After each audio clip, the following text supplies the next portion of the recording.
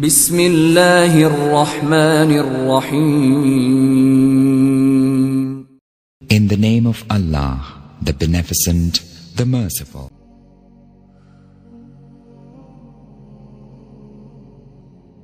دیکھیں نا سورہ النحل کے اینڈ پہ جا کے کتنی سخت آیات ہے. اس کے بعد بھی اگر کسی کو نہیں سمجھ آتی تو ٹھیک ہے، اس کی بدقسمتی ہے.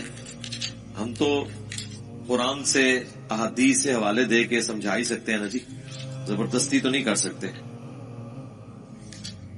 اللہ تعالیٰ فرماتا ہے ثم ان ربک للذین عملوا السوء بجہالہ، سورہ النحل آیت نمبر 119.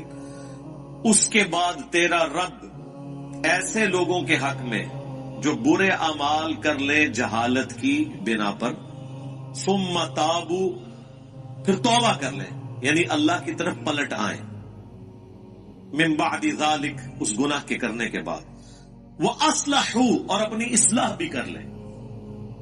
إِنَّ رَبَّكَ مِن بَعْدِهَا، تو بے شک تیرا رب یہ کچھ کرنے کے بعد لغفور رحیم، ضرور بخشنے والا مہربان ہے. یعنی بخشنے والا مہربان کس صورت میں ہے؟ جب کوئی شخص توبہ کرے، توبہ کرنے کے بعد اپنی اصلاح کر لے تو اللہ تعالیٰ معاف کرے گا. لیکن آپ کو ہمیشہ آدھی پکچر بتائی جاتی ہے. اسی طریقے سے سورۃ الحجر میں ایک بڑی ڈسائسو آیت ہے. دیکھیں جی قرآن، پھر ہم اس لیے تو کہتے ہیں نا کہ پھر قرآن کا خدا جو ہے پھر کوئی اور ہے، نعوذ باللہ من ذالک. یعنی ان لوگوں نے جو اللہ تعالیٰ کا ایک تعارف کروایا نا ایک بوڑھی نانی اماں کا، اور جی 70 ماؤں سے زیادہ. ہاں جی ابو جہل نال بھی، جس نے سیدنا یاسر اور سمیہ کو ظالمانہ طور پہ قتل کر دیا، اس سے بھی 70 ماؤں سے زیادہ. کن کہانیوں میں پھر رہے ہیں؟ اللہ تعالیٰ اپنے جذبات سے نہیں پسیجتا، نہ اس کے ہماری طرح کے جذبات یا احساسات ہیں. اللہ تعالیٰ اپنے نیک بندوں کے حق میں محبت فرمانے والا ہے. باغیوں کے لیے صرف اس کی رحمت اتنی ہے کہ وہ ڈھیل دے دیتا ہے کہ میری طرف پلٹ آؤ، لیکن جب وہ پکڑ لے گا نا پھر زمین و آسمان کی ساری مخلوقات مل کے چھڑا نہیں سکتی کسی کو. یہ بالکل بات واضح ہے. تو یہ سورۃ الحجر کی آیت نمبر ہے 50. نبئ عبادی انی انا الغفور الرحیم، اے میرے نبی خبر دے دو میرے بندوں کو کہ بے شک میں ضرور بخشنے والا مہربان ہوں. وَأَنَّ عَذَابِي، اور یہ بھی خبر ساتھ سنا دو کہ میرا جو عذاب ہے هُوَ الْعَذَابُ الْعَلِيمُ، وہ بہت ہی دردناک عذاب ہے. آدھی پکچر نہیں پیش کرنی، پوری. اور وہ جو پوری پکچر ہے نا وہ بھی بیلنس نہیں اسے کر رہی، وہ اس کے حق میں ہے جو اللہ کی طرف رجوع لاتا ہے. باغیوں کے لیے کچھ نہیں ہے میرے بھائی. وہ جی بخاری مسلم میں حدیث ہے، اللہ تعالیٰ نے مخلوقات کی پیدائش سے پہلے عرش پہ اپنے پاس ایک عبارت لکھ لی تھی کہ میری رحمت میرے غضب پر بھاری ہوگی. جی بالکل لکھی ہوئی ہے. اس کا یہ مطلب ہے کہ کام چوک کے رکھو تو رحمت اپنا کام کر لے گی؟ نہیں. اس کا مطلب یہ ہے کہ انسان اپنی کمزوریوں کی وجہ سے کسی خاص حد تک کی معاملات کو سدھار سکتا ہے، باقی چیزوں کی کمپنسیشن رحمت سے ہوگی. جس طرح بخاری مسلم میں ایک حدیث ہے جسے لوگ مس کوٹ بھی کرتے ہیں کہ اگر تم گناہ کرنا چھوڑ دو گے تو اللہ تعالیٰ ایسی مخلوقات کو پیدا کرے گا تمہیں ختم کر کے جو گناہ کریں گے اور اللہ سے معافی مانگیں گے، اور اللہ تعالیٰ انہیں معاف کر کے خوشی محسوس کرے گا. لیکن معافی جو ہے وہ پاکستان والی معافی نہیں ہے. وہ معافی آپ سن چکے ہیں کہ معافی مانگے اپنی اصلاح کر لیں، پھر کہیں وضو ٹوٹ گیا خیر ہے. باغی نہ ہو. بغاوت اور چیز ہے. بغاوت یہ ہے کہ بالکل کوئی پرواہ نہیں ہے، اور معافی اس کے لیے. اچھا یہ جو جتنی معافی کی رحمت کی آیات ہے نا، یہ ان مجرمین کے لیے نہیں ہے جو بغاوت پہ اترے ہوئے، یہ ان کے لیے جو اللہ کے راستے پہ چل رہے ہیں کہ وہ کہیں پر مایوس نہ ہو جائیں. جس طرح سورہ الزمر میں ہے نا، لا تقنطوا من رحمت اللہ.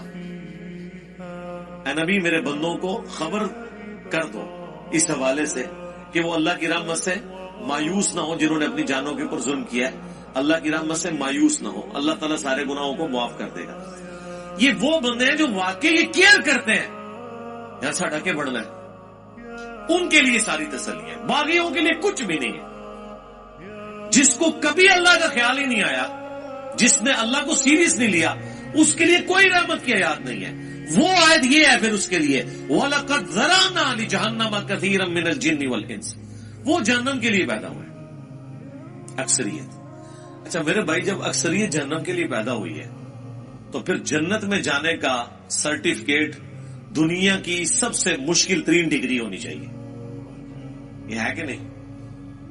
جب اکثریت جہنم میں جا رہی ہے، ہر 1000 میں سے 999 جہنم میں جا رہے ہیں، لیکن کیس ہمیں الٹ نظر آ رہا ہے. لوگ تو یہ سمجھ رہے ہیں جنت میں جانا تو جو کچھ بھی ہے تیرے محبوب کی امت سے. تو اس کا ٹیسٹ پاس کرنا بھی اتنا مشکل ہے، کیونکہ انعام اتنا بڑا ملنے والا ہے، ہمیشہ کی جنت، کبھی موت نہیں.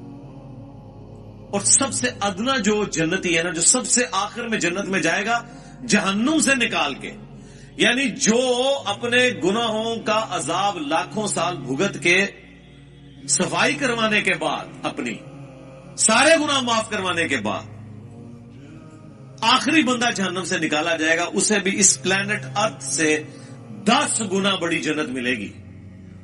10 زمینیں 40,000 کلومیٹر کے سرکمفرنس کی. آپ پوچھ رہے ہوتے ہیں اتنے سیارے کیوں نے؟ 10.5 ہیں انشاءاللہ. ٹھیک ہے جی. جو آخر میں جائے گا اس کا یہ حال ہے، اور جو بغیر حساب و کتاب کے جائے گا، یا جو نیکیاں بھاری ہونے کی وجہ سے حساب و کتاب سرسری حساب کے بعد چلا جائے گا، اس کے جنت کا کوئی امیجن کر سکتا ہے کس بڑے لیول کی؟ پھر اس سے بڑی بات یہ ہے کہ موت نہیں آنی، بڑھاپا نہیں آنا، پریشانی نہیں آنی، اور جو چاہیں گے وہ ملے گا.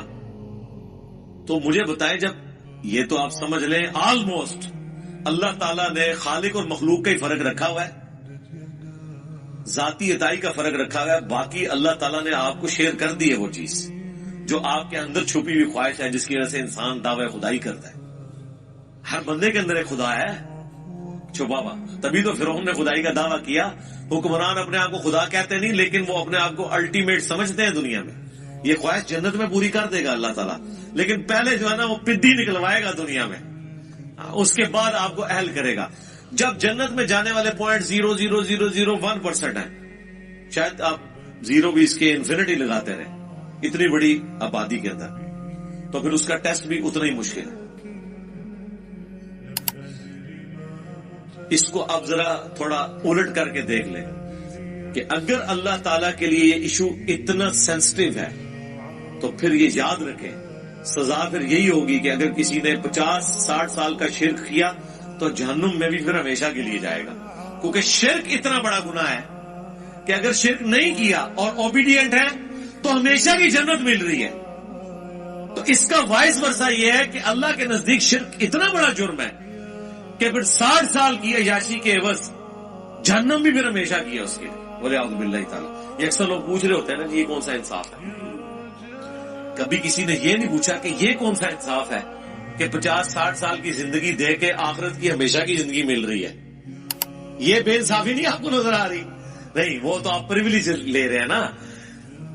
پریویلیجز جب بندہ لے رہا ہوتا ہے وہ کہتا ہے میرا حق ہے، ٹھیک ہے، لیکن جب سزا کی باری آتی ہے نا تو سر یہ بہت بڑا جوا ہے. جوا ہے ہی یہی ہے، 0-1 ادھر یا ادھر. اس کے لیے ایفرٹ پھر اس طرح کی پٹ کرنی چاہیے کہ انسان تن من دھن لگا دے اس کے لیے، اور وہی اس چیز کی متقاضی ہے. اللہم اجرنا من النار وَلَقَدْ ذَرَأْنَا لِجَهَنَّمَ كَثِيرًا مِنَ الْجِنِّ وَالْإِنسِ. اور بے شک ہم نے جہنم کے لیے ہی پیدا کیے ہیں اکثر جن اور انسان. لیکن وجہ کیا ہے؟ لَهُمْ قُلُوبٌ لَا يَفْقَهُونَ بِهَا. ان کو ہم نے دل دیے تھے، عقل دی تھی، لیکن انہوں نے کبھی وہ عقل استعمال ہی نہیں کی. یعنی یہ جو میں ابھی آپ کو آدھے گھنٹے سے ابھار رہا ہوں، وہ عقل جو دی ہوئی ہے نا اللہ نے، اس کے ذریعے میں نے آپ کو ٹریگر کروایا. بس میں نے اپنا کام کر دیا، آپ کا بھی کام ہو گیا. اب آپ نے خود ہی جہنم کمانی ہے تو کمانی ہے. پتہ چل گیا کہ معاملہ بڑا ڈٹ ہے، بڑا خطرناک ہے، بلکہ خطرے ناک ہے. وَلَهُمْ أَعْيُنٌ لَا يُبْصِرُونَ بِهَا. اور ہم نے ان کو آنکھیں دی تھی لیکن وہ آنکھوں سے دیکھنے کا سا دیکھنا نہیں دیکھتے. یعنی کہتے ہیں عقل مند وہ ہے جو دوسرے کی غلطیوں سے سبق سیکھ لے، اپنی غلطی سے تو سبق سیکھنا عقلمندی ہے، لیکن چھوٹی. بڑی عقلمندی ہے کہ آپ وہ کام کریں ہی نہ جس کا اینڈ رزلٹ آپ اپنے سامنے دیکھ چکے ہیں کہ لوگوں کے ساتھ یہ ہوا. وہ آنکھ عبرت والی. وَلَهُمْ آذَانٌ لَا يَسْمَعُونَ بِهَا، اور ان کے کان تو تھے لیکن وہ سننے کا سا سننا نہیں سنتے. یعنی انہوں نے اپنی عقل کو، اپنی آنکھوں کو، اپنی بصارت کو، اپنی جو ہے وہ سوچنے سمجھنے کی صلاحیتوں کو اس کے لیے پٹ نہیں کیا. وہی جو سورہ بنی اسرائیل میں ہے وَلَا تَقْفُ مَا لَيْسَ لَكَ بِهِ عِلْمٌ إِنَّ السَّمْعَ وَالْبَصَرَ وَالْفُؤَادَ كُلُّ أُولَئِكَ كَانَ عَنْهُ مسؤولا. وہاں پہ بھی انہی تینوں انسٹرومنٹس کا ذکر ہوا ہے کہ بے شک کان، آنکھ اور عقل، دل یا دماغ، کوئی بھی چیز، یہ دونوں انسٹرومنٹس ہیں اللہ کی طرف سے. اس پہ الگ سے میری ویڈیو ریکارڈ ہے. ان کو استعمال کر کے انسٹرومنٹس کو ڈیفینیٹ علم تک پہنچ کے حق بات کو تلاش کرنے کی کوشش کیوں نہیں کی. تو اللہ تعالیٰ فرما رہے ہیں یہاں پہ بھی یہ جہنم میں جانے والے وہ لوگ ہیں جنہوں نے اپنی عقل استعمال نہیں کی، اپنی آنکھوں کو پازیٹیو یوز نہیں کیا، اپنے کانوں کو پازیٹیو یوز نہیں کیا. یعنی اگر کسی کی آنکھیں نہیں تھی تو چلو یار کان سے تو حق بات سن رہا تھا نا، وہ جس کی عقل نہیں ہے اس سے تو اللہ تعالیٰ نے اٹھا لیے سب کچھ. بخاری میں حدیث ہے نا، تعلیقاً مولا علی کا قول ہے، پوری سند جو ہے مسند احمد میں، سنن ابن ماجہ کے اندر موجود ہے کہ 3 لوگوں سے اللہ تعالیٰ نے قلم اٹھا لیا ہے، سویا ہوا شخص، مجنون، پاگل اور نابالغ. تو جس کی عقل نہیں ہے اس سے تو اٹھا ہوا ہے ٹیسٹ. تو اللہ تعالیٰ ہمارا ہے کہ جہنم میں وہ لوگ چلے گئے جنہوں نے اپنی عقل، آنکھیں اور کان استعمال نہیں کیے پازیٹیولی کہ اس سے ہدایت حاصل کرتے. اولئک کالانعام، یہ تو چوپایوں کی مانند ہے. بل ہم اضل، بلکہ چوپایوں سے، جانوروں سے بھی گئے گزرے وہ لوگ ہیں جو اپنی عقل کو استعمال نہیں کرتے. اور یہاں کیا کہتے ہیں جی؟ عشق دے چلے نمبر لے گئے، عقل والے انجے ہی عمرہ گالیاں. عقل والے جو ہے وہ ناکام ہو گئے، عشق والے نمبر لے گئے. یہ عشق اور عقل کا مقابلہ آپ کیوں کرواتے ہیں؟ وہ عشق نہیں ہوتا، وہ جذباتیت ہوتی ہے. محبت تو ہوتی ہی عقل کی بنیاد کے اوپر ہے. جذبات کی بنیاد پہ جو محبت آپ کلیم کرتے ہیں وہ دیر پا نہیں ہوتی ہے، فوراً ختم ہو جاتی ہے، وہ کنوکشن والی نہیں ہوتی. لیکن جو عقل کی بنیاد پہ کسی سے آپ محبت کرتے ہیں وہ کنوکشن والی ہوتی ہے، سٹیبل ہوتی ہے. عقل ایک ایسی چیز ہے جس کے ذریعے آپ اس محبت کو ارن کر سکتے ہیں. نبی صلی اللہ علیہ وآلہ وسلم کی، صحابہ اور اہل بیت کی محبت ہمارے ایمان کا حصہ ہے، لیکن یہ ہمارے خون میں شامل نہیں ہے. خون میں تو ہماری محبت ان رشتوں کے ساتھ ہے جو ہمارے ساتھ اٹیچڈ ہے، لیکن ان ہستیوں کے ساتھ ہماری محبت ہمیں ارن کرنی پڑتی. جب ہم ان کے بارے میں پڑھتے ہیں، ان کی اللہ کے لیے کمٹمنٹ پڑھتے ہیں، اللہ کا تعارف ہمیں ان لوگوں کی وجہ سے ہوا تو ہمارے دل کے اندر ان کے لیے جذبات پیدا ہوتے ہیں.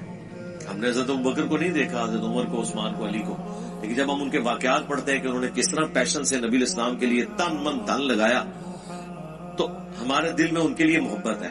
کیا وہ محبت اس وجہ سے ہے کہ وہ بڑے خوبصورت ہوں گے؟ ہو سکتا ہے آپ کو مایوسی ہو، آپ نے جو محبت کا اور خوبصورتی کا کرائٹیریا بنایا ہے اس میں وہ پورے نہ اترے. ہم بغیر دیکھے ان سے محبت کرتے ہیں ان کے اعمال کی وجہ سے. تو سرکار اللہ کا بھی یہ کرائٹیریا ہے. صحیح مسلم کی حدیث ہے، اللہ تمہاری شکلوں اور مال کو نہیں دیکھتا، دلوں اور اعمال کو دیکھتا. شکل کو کیوں دیکھے گا؟ شکل تو ہم نے خود بنائی نہیں اپنی. تو اللہ کسی کی شکل پہ کیسے فیصلہ کرے گا؟ جو بنائی اس نے خود ہوئی ہے. تو اگر کسی کی شکل خوبصورت نہیں ہے تو اللہ نے اسے دی ہے نا، تو اللہ اس کی شکل کے اوپر کیسے فیصلہ کر سکتا ہے؟ شکل آپ اپنی خوبصورت نہیں کر سکتے، لیکن اپنے اعمال خوبصورت کر سکتے ہیں. دنیا انسان اپنی نہیں بنا سکتا، کوشش کرے بن بھی جائے گی، این ممکن ہے ناکام بھی ہو جائے، لیکن آخرت کبھی ناکامی نہیں ہوگی اگر دنیا میں آپ نے ایفرٹ پٹ کر لی. اسی لیے اللہ قرآن میں بار بار کہتا ہے کہ ہم آخرت کی نعمتیں دیں گے. اللہ تعالیٰ وعدہ خلافی نہیں کرتا. اللہ نے جو وعدے کیے اپنے پیغمبروں کے تھرو، اللہ اس کی خلاف ورزی نہیں کرے گا. یہ بات اللہ کو بار بار کیوں قرآن میں کہنی پڑتی ہے؟ اس لیے کہ انسان کو بعض اوقات یہ خیال آتا ہے کہ دنیا میں بڑی محنت کی تھی، اینڈ رزلٹ یہ نکلا کہ سارے کاروبار فلاپ ہو گیا. اتنی محنت سے ڈگری حاصل کی تھی، نوکری نہیں ملی. تو کہ یہ نہ ہو کہ دنیا میں بھی نمازیں پڑھتے رہے اور اینڈ پہ ادھر کی شاشی تو ختم کی اگے بھی نہ جانتی رہے.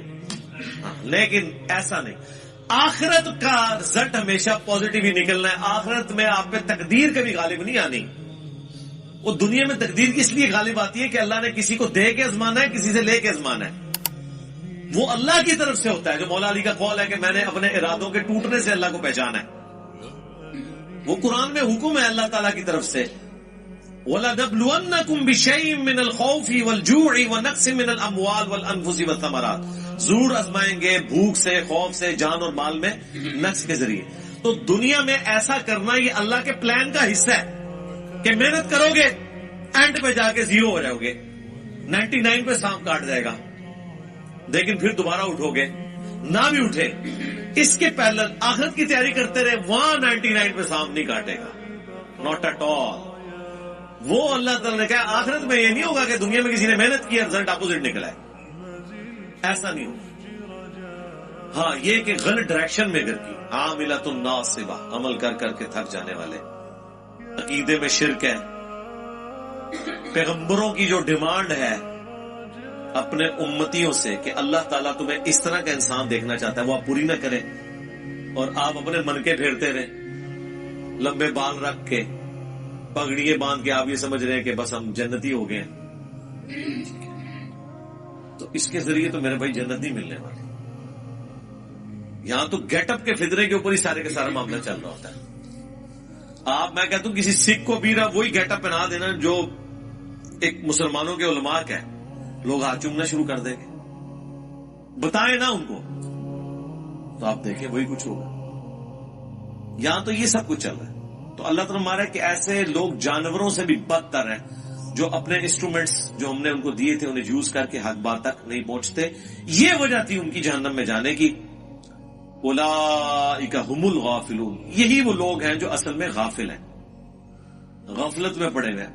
یعنی لوگ تو کہتے ہیں نا بڑا فلاں دنیا میں ہوشیار ہے. اللہ فرما رہا ہے سب سے بڑا بے وقوف ہی وہ ہے جس کو اپنی آخرت کی فکر نہیں ہے.